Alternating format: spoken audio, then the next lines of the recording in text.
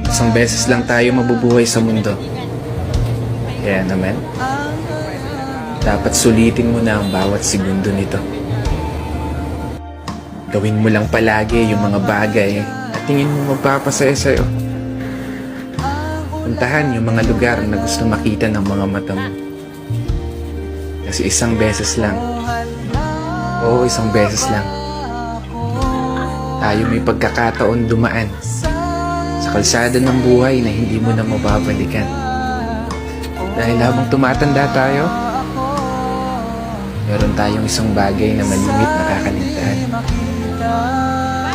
Yun ay maglaan ng oras para sa sarili nating kaligayahan.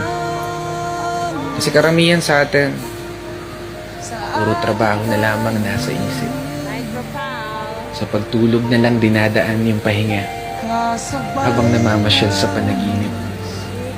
Paggising, trabaho ulit hanggang sa hindi mo na magawang masulit kahit man lang saglit.